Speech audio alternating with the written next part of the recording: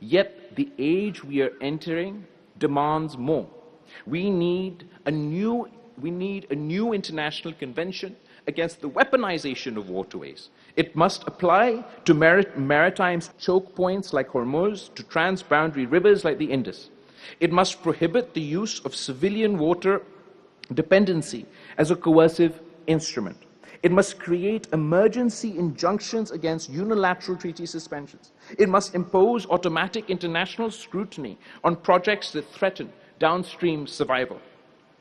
It must recognize that in a climate-stressed century, water coercion is not merely unfriendly conduct. It is aggression by other means.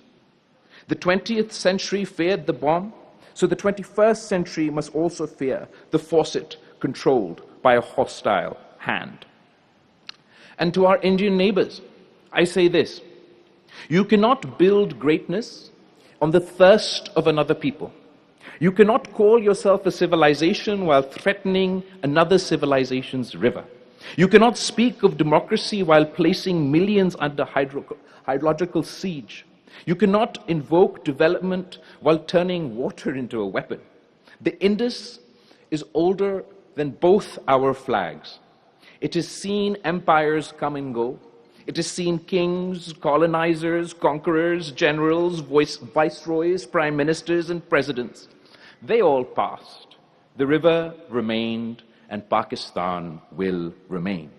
We must understand the nature of the conflict before us. It is not confined to one front. It is not only a matter of borders. Pakistan is being targeted through proxies, through propaganda, through economic pressures, through attempts at diplomatic isolation, through hybrid warfare, through the politics of fear, and now through the politics of water. This is war by other means.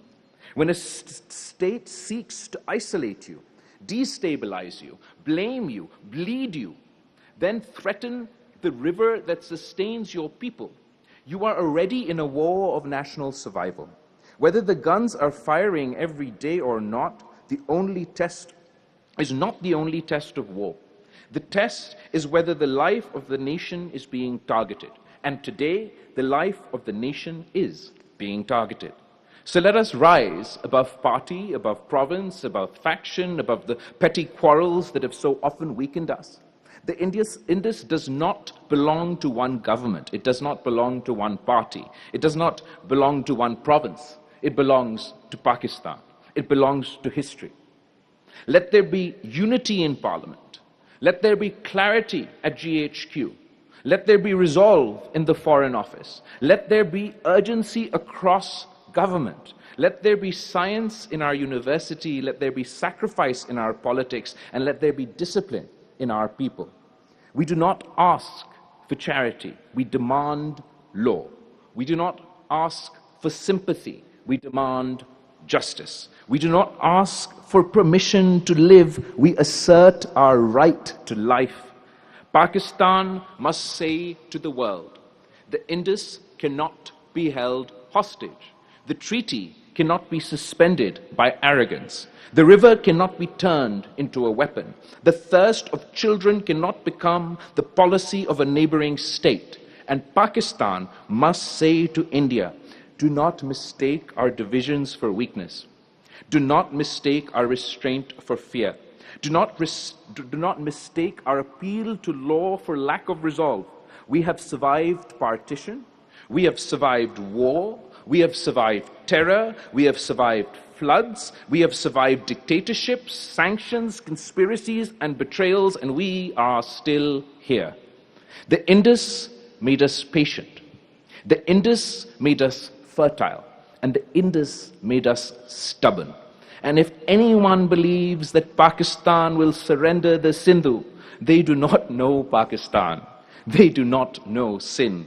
They do not know Punjab. They do not know Balochistan. They do not know Khyber Pakhtunkhwa. They do not know Kashmir or Gilgit-Baltistan.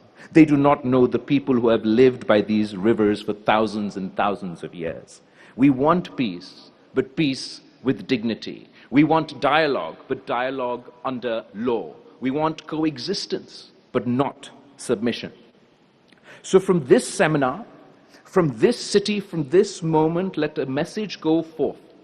Pakistan will defend its water, its people, its treaty, its sovereignty, and its future.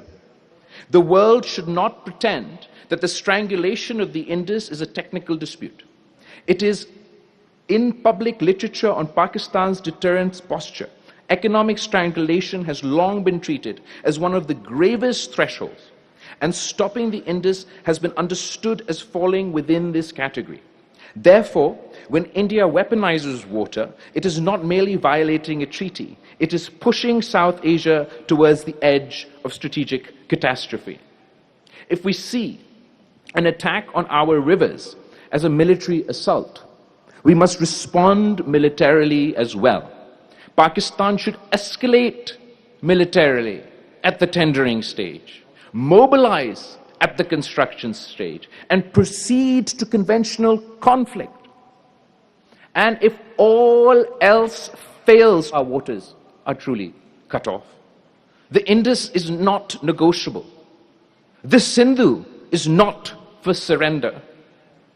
Let the world understand the danger of what India has done.